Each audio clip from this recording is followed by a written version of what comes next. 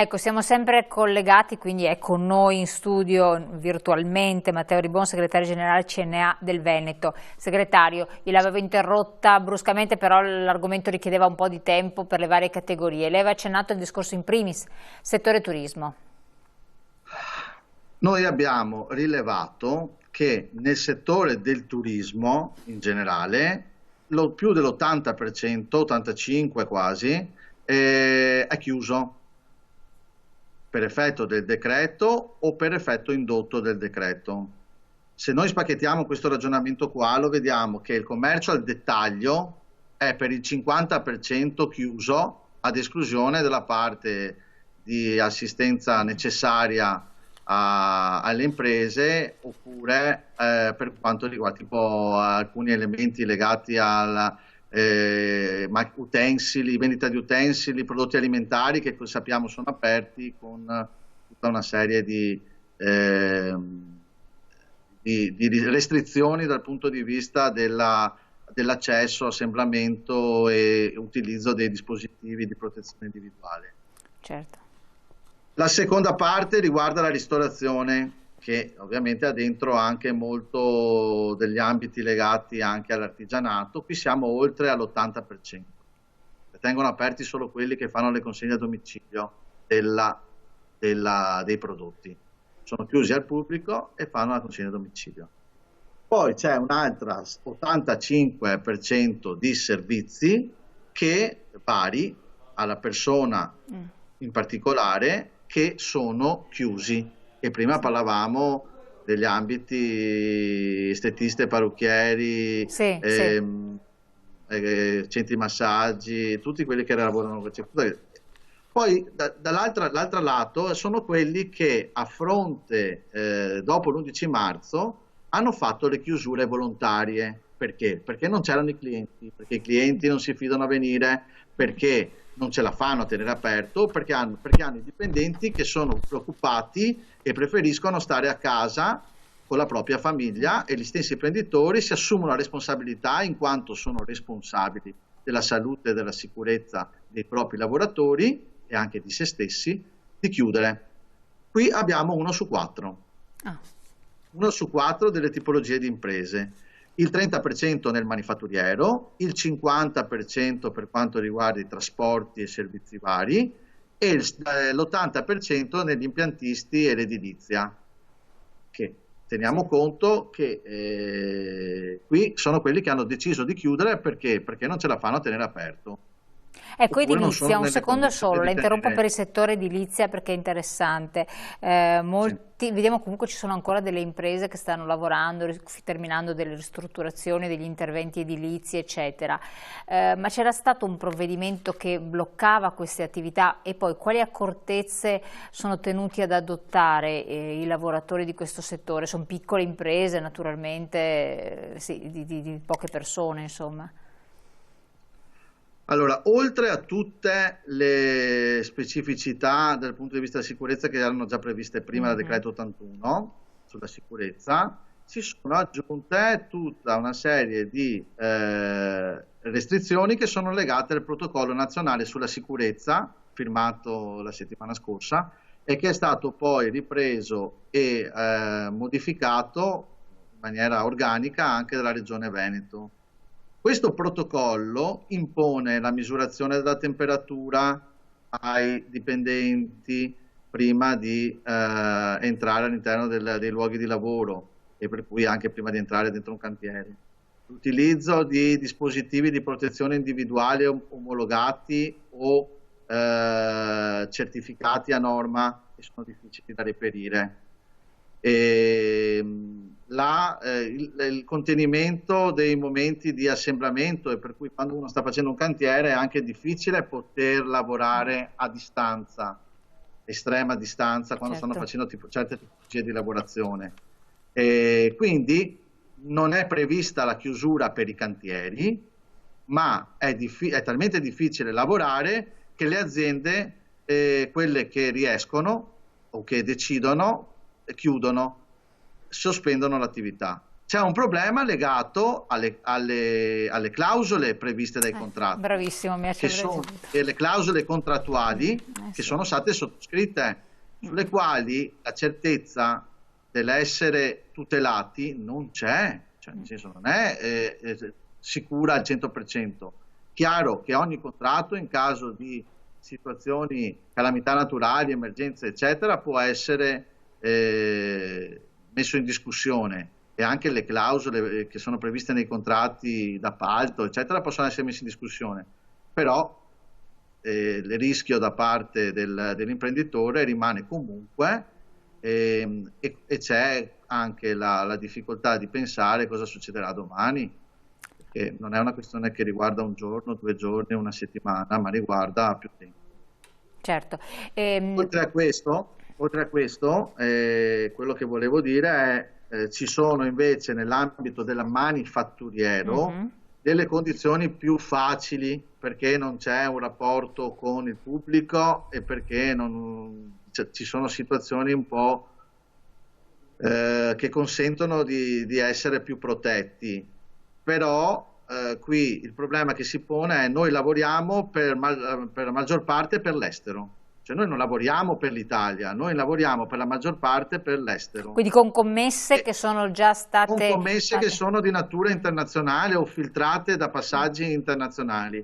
Se ci saltano i committenti, o se i committenti ci dicono bloccate, o se i committenti dicono in questo momento non siamo in grado di pagare, cioè, i paesi europei e extraeuropei, la situazione man mano sta crescendo.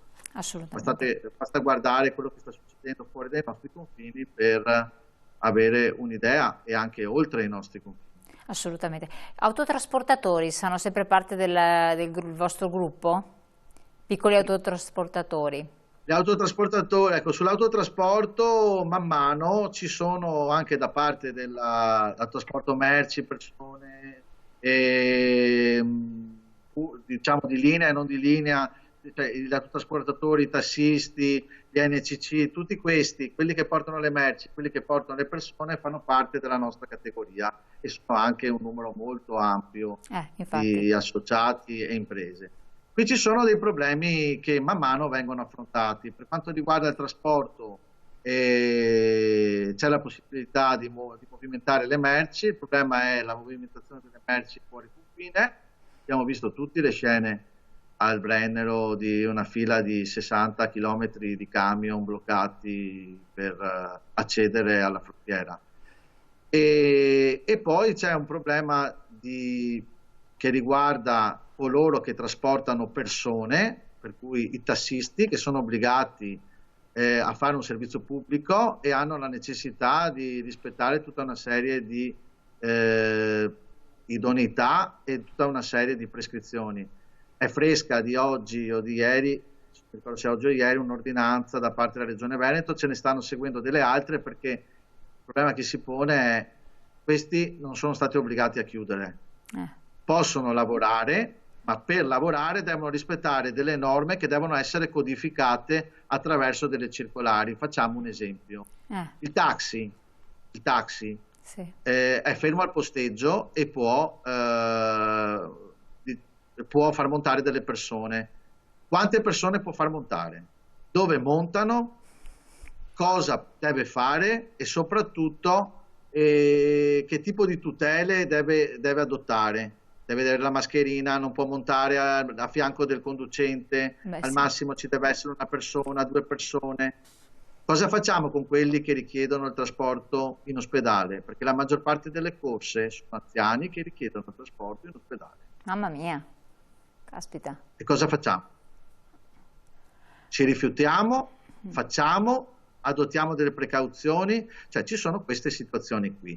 Quindi noi, che quotidianamente stiamo a fianco delle imprese per rispondere alle centinaia di quesiti o anche risolvere il problema sui quesiti, quello che facciamo è essere in interlocuzione con la Regione in primo luogo e con tutti gli enti preposti per codificare le norme e cercare di dare delle risposte di sicurezza a chi vuole ancora lavorare e chi può ancora lavorare.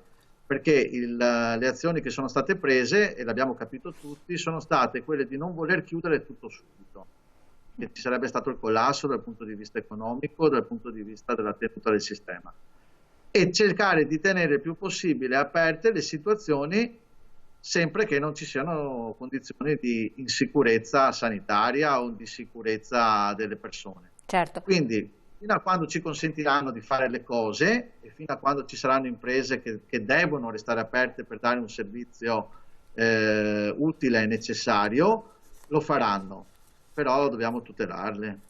Ecco, a proposito di tutela, sono previste delle assicurazioni per dare maggiori garanzie di copertura ai piccoli datori di lavoro, quindi questi artigiani per se stessi, per le persone a cui danno un servizio, per i propri dipendenti, quei pochi collaboratori che hanno, essendo piccole realtà, che voi vi sentite di raccomandare o che sono previste, che in previsione possono esistere? Chiedere, cioè piuttosto fare una domanda in più, o comunque non è fare una domanda in più, cercare una risposta in più piuttosto che una in meno, perché in questa condizione qui, lo dicevo all'inizio, tutti sono responsabili. Piuttosto di agire in una situazione di insicurezza, meglio fermarsi, perché la priorità è contenere il contagio e affrontare l'emergenza sanitaria. Per l'emergenza economica siamo tutti impegnati a fare in modo che ci siano risorse e liquidità e disponibilità per tutti. Non si può lavorare in una condizione di emergenza e insicurezza. Da questo punto di vista qua non esistono delle assicurazioni, adesso qui divido il termine, non esistono delle assicurazioni che coprono situazioni di difficoltà ulteriori, no? Perché in questo momento nessuno assicura.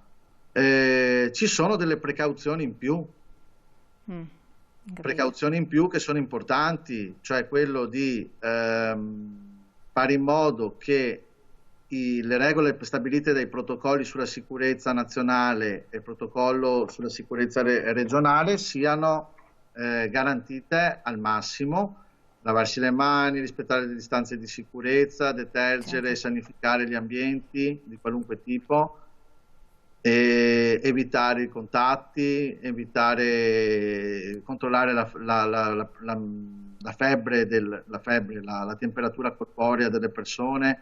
Tutte queste cose qui servono a contenere. Se qualcuno ha dei dubbi, è meglio chiedere piuttosto di commettere degli errori. Perfetto. Anche sulla questione relativa ai dispositivi di protezione individuale, vorrei fare una precisazione importante. I dispositivi di protezione individuali, per cui, che sono quelli stabiliti dalla legge e che sono quelli che in qualche maniera devono garantire lavoratori e imprese, sono dispositivi che sono difficili da reperire, però per poter lavorare in sicurezza bisogna avere quelli. E qui è il problema di fondo, cioè Lei dice dalla cosa più banale che la mascherina, riuscire a procurarsela, e che adesso è una cosa impossibile, già ti fa capire che ti trovi impossibilitata a operare senza questa. Soprattutto per alcune tipologie di lavoro, perché altre possono comunque farcela anche senza mascherina, però alcune tipologie di lavoro, adesso parlavamo prima del tassista, il tassista non può svolgere il servizio senza protezione, è in un ambiente chiuso che sarà al massimo di 3 metri per 2 e deve essere coperto. Assolutamente. Con guanti allora guardi segretario, io la ringrazio, torneremo magari anche insieme vedendo se chissà se ci sia un altro decreto ancora di supporto. Voi so che con la Confartigianato chiedevate anche uno sgravio fiscale tout court e soprattutto delle categorie coinvolte. Sì, abbiamo chiesto quello, abbiamo chiesto anche liquidità alle banche o liquidità attraverso i confidi per dare supporto economico, prestiti e sostegno economico alle nostre imprese. abbiamo chiesto tante cose, il problema è che servono le risorse bisogna recuperare risorse per poterle dare queste cose qui, e quindi noi ci batteremo per recuperarle e per fare in modo che il governo e anche la stessa regione le mettano a disposizione di tutti. Va bene, speriamo veramente. Grazie molte, le auguro naturalmente buon proseguimento, buon lavoro, grazie di essere stato qui con noi, grazie segretario. Allora adesso vi lascio alla pubblicità qualche secondo, ritorniamo in studio, abbiamo altri collegamenti per altri approfondimenti che sono molto importanti, quindi a tra poco.